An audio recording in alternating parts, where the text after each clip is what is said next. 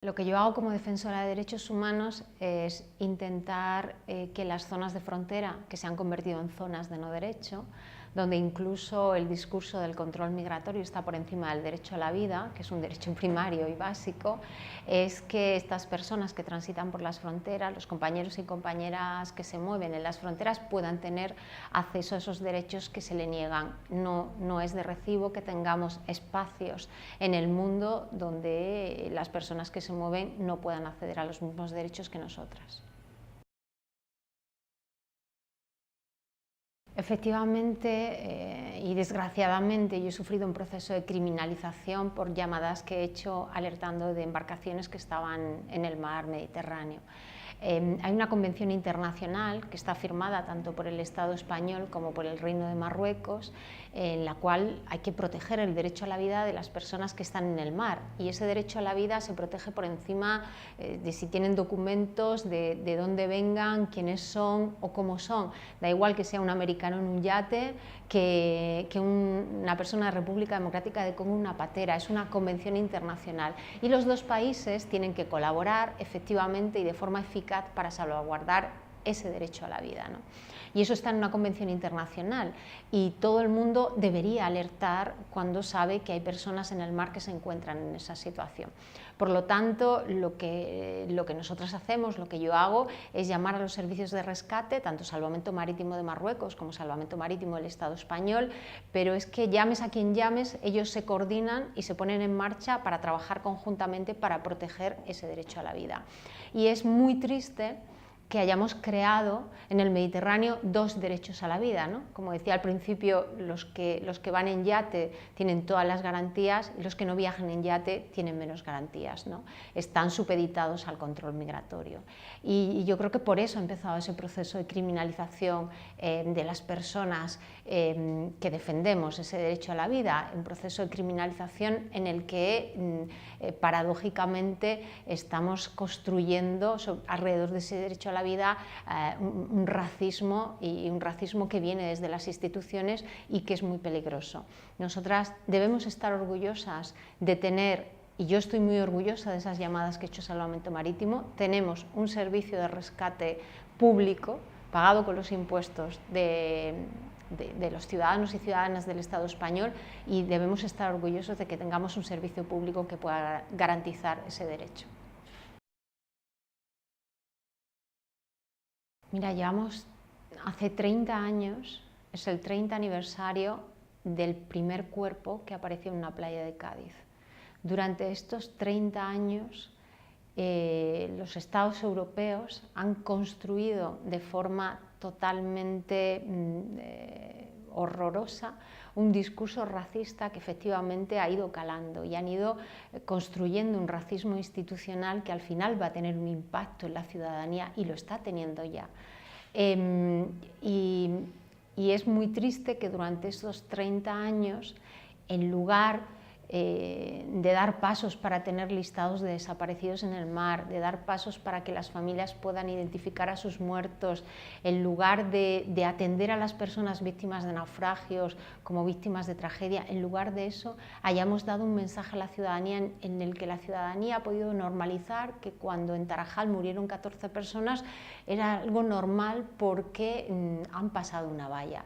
No es normal. El derecho a la vida, los derechos de los seres humanos están por encima de los controles de las fronteras, y es horrible que hayamos normalizado ese discurso racista, y eso va a tener consecuencias, y está teniendo consecuencias ya en Europa, porque hemos normalizado un discurso racista cuando, en contraposición, aceptamos que haya esclavos en Europa, ¿no?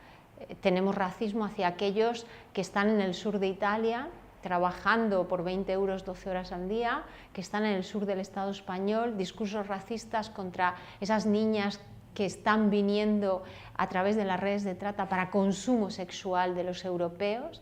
Entonces estamos construyendo una Europa de los privilegios y una Europa de la esclavitud, y eso nos va a pasar factura. Bueno, habría que... yo creo que el pacto es el reflejo del fracaso de las convenciones internacionales, ¿no? Hay una convención que protege los derechos de los trabajadores migrantes y sus familias, una convención que muchos países del norte global, de los países llamados ricos, ni siquiera han firmado y que muchos otros países no respetan. Y este pacto habla de regulación. Bueno, hay medidas que son bienvenidas, pero es que los derechos humanos no se pueden regular, los derechos humanos hay que protegerlos, y en algún momento en este mundo desigual y en este mundo donde la movilidad se está convirtiendo en una bandera de lucha, tendremos que hablar del derecho a la libertad de circulación, tendremos que hablar de ese racismo y tendremos que hablar de otras cosas para construir un mundo más igual y un mundo donde quepamos todos y todas. Respecto a las mujeres, hay una feminización de los movimientos migratorios. Hay mujeres que salen de sus contextos en origen huyendo de la violencia machista. No solo son proyectos económicos, sino también son proyectos unidos a búsqueda de derechos, y ellas se dan cuenta durante el tránsito migratorio que siguen sufriendo esa violencia machista, pero que además la sufren en una situación de vulnerabilidad, porque además se convierten en mujeres migrantes, ¿no? Se les niega el derecho al movimiento. Algo que dicen las mujeres mucho es: no tenemos derecho a migrar, pero tampoco tenemos derecho a no migrar, ¿no? Y yo aprendí mucho del último informe, de la última investigación que he hecho para Alianza por la Solidaridad sobre mujeres migrantes, que yo recomiendo leer, se llama Alzando Voces, y donde las mujeres cuentan desde sus propios cuerpos lo que es el proyecto migratorio y lo que es ese viaje, y lo que es también la parte del destino, porque al final las mujeres migrantes van a nichos laborales que están vinculados a la industria de los cuidados o que están vinculados a la industria de la esclavitud, y entre esas industrias de la esclavitud la industria sexual, ¿no? Entonces, lo que hay que trabajar es desde entender, ¿no?, que a las mujeres se las victimiza, pero que ellas tienen posiciones de supervivencia y de poder, porque para salir de toda esa situación de violencia que sufren son mujeres muy poderosas, que lo que tienen que ser tratadas son como sujetos de derecho, ¿no? Y salir también de la victimización, ¿no? Hay en esa estrategia migratoria hay todo un compendio de lucha, ¿no? Y entonces lo que hacemos es acompañar, sacar sus discursos, ¿no? Visibilizar, ¿no? Por ejemplo, a la gente le molesta cuando publicamos una patera y desglosamos cuántas mujeres van dentro de esa patera, por ejemplo, ¿no? Esa es una reacción machista que hemos sufrido mucho. Y hemos aprendido muchas estrategias de resistencia. Yo misma, en mi procedimiento judicial, he aprendido muchas estrategias de resistencia de las propias mujeres, ¿no?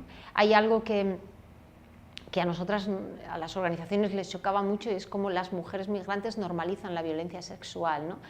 Como precio a pagar por el proyecto migratorio, pero es que ellas mismas te dicen: no estamos normalizando, estamos resistiendo, ¿no? Sabemos que tenemos que pagar un precio, un dinero, pero además tenemos que poner nuestros cuerpos, porque en cualquier lugar del mundo las mujeres ponemos el cuerpo, esa es nuestra realidad, ¿no? Y luego hay todas esas mujeres que además viven la maternidad durante todos esos proyectos migratorios, y hay toda esa infancia migrante además que se mueve, que se está moviendo, y que llega a los territorios y que les tratamos como migrantes antes que como niños, niñas y adolescentes, y no es así. Cuando un niño o una niña llega a nuestro territorio, no importa de dónde venga, ni cómo salió, ni por qué, tenemos la obligación de protegerles inmediatamente, y nos convertimos en su papá y su mamá, ¿no? Y esto no está pasando, esta no es la realidad. Hay mucha criminalización de la adolescencia que se está moviendo, les vemos que no llegamos a protegerles, que se van deteriorando en ese proyecto migratorio y acaban en situación de calle y acaban estigmatizados y criminalizados. Y por otro lado, tenemos casos, por ejemplo, de niñas que están llegando para explotación sexual y que se declaran mayores de edad y que no las identificamos como menores para protegerlas y que los tenemos también en los invernaderos de Almería, en las Ramblas de Barcelona, en el Eroski de Murcia, siendo explotadas sexualmente y tampoco llegamos a protegerlas. Y luego tenemos a muchos bebés que han llegado sin las mamás y que les quitamos el derecho a las mamás a recuperar, por ejemplo, a sus bebés, ¿no? Entonces, hay una situación especial respecto a las mujeres, su maternidad y respecto a la infancia migrante que sufren otras violencias y que tenemos que visibilizar esas violencias y que tenemos que darles una acogida que respete sus derechos y les reintegre. Bueno, estamos asistiendo, nos lo ha dicho Michel Forst, que es el relator de defensoras y defensores de derechos humanos de Naciones Unidas. Está muy preocupado, de hecho sacó un informe hace poco sobre la criminalización de personas que defienden derechos de personas migrantes, ¿no? Y está muy preocupado, sobre todo de la deriva que ha tomado Europa. Hay más de 45 casos que están siendo investigados en Europa, criminalizar a personas que dan comida, que dan asistencia médica, cualquier tipo de ayuda está siendo criminalizada, ¿no? Y estamos en un momento muy complicado donde tenemos que responder con solidaridad a esa criminalización. En mi caso en concreto, yo me he sentido muy arropada por el pueblo español, pero también por el pueblo marroquí, también por ese pueblo de movimiento de la diáspora que me han arropado muchísimo cuando comenzó el procedimiento judicial hace un año. Esto fue una investigación que inició la Policía Española en el año 2012 y es la propia Policía Española quien pide a la policía marroquí que me persiga y me investigue, ¿no? Es la Policía Española, la OCRIF, la Policía de Control de Fronteras. En el año 2014 la policía marroquí le dice a la Policía Española que no ha encontrado nada delictivo y la insta a que envíe mi dossier criminal, ese supuesto dossier criminal que yo tenía en el Estado español. Así lo hacen, lo envían a Marruecos. A la vez, en el año 2016, la investigación policial española aparece en la Audiencia Nacional, pero la Audiencia Nacional ni siquiera abre un procedimiento. El fiscal entiende que lo que yo hago no es delito y lo cierra. Y paradójicamente la Policía Española envía ese dossier criminal supuesto a Marruecos sin decirle que la justicia del Estado español dice que eso no es un crimen. Entonces, esto me ha puesto en una situación muy complicada, porque tener un procedimiento judicial abierto de estas características que puede conllevar incluso cadena perpetua, afecta a otros derechos, ¿no? Yo he tenido que aprender en este año lo que significa ser una defensora de derechos humanos, he tenido que hacerme con esa palabra, ¿no? Cada vez que me la decían yo decía, no, pero yo no soy eso, ¿no? Y te vas transformando y te vas cambiando.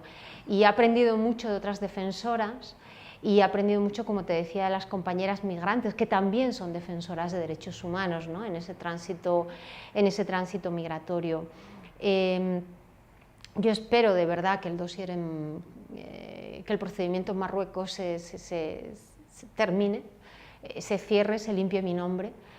Para mí es muy importante, yo decidí afrontar ese procedimiento judicial porque creo que es importante que cualquier criminalización le hagamos cara, le hagamos frente y la cerremos. Es importante no solo para mí, sino para las personas que vienen detrás, para otros compañeros y compañeras que también se están jugando la vida día a día trabajando por los derechos. Y espero que en mi país no se persiga más a defensoras de derechos humanos. Es una vergüenza que una policía como la UCRIF se dedique a perseguir a defensoras y no se dedique a hacer otro tipo de trabajo.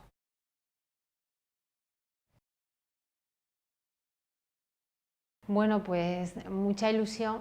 Yo llevaba mucho tiempo, bueno, por esta situación sin viajar y bueno, estoy un poco así, Europa me vuelve la cabeza un poco loca, pero mucha ilusión, sobre todo porque, bueno, porque iniciasteis unas votaciones y la gente votó y fue muy bonito ver cómo la gente se volcaba, ¿no? En redes sociales para votar, para interesarse por el premio. Y bueno, y para mí, bueno, ya lo veréis esta noche, ya me he hecho el discurso, me lo he escrito con mucho cariño, entonces, bueno, para mí es un premio, por eso quiero hacer también el directo en Facebook, porque sabéis que en mi Facebook me siguen muchas personas que están en el camino, que están en la diáspora, que están en el monte, que están en el desierto, que están en situaciones que bueno, tienen una conexión con un móvil y pueden acceder a ello. Entonces me gustaría que esta noche estuvieran conectados, que escucharan lo que tengo que decir en el premio, porque en realidad ellos y ellas son las que me han llevado hasta aquí y de las que aprendo cada día y las que me dan esa fuerza y ese coraje para seguir luchando.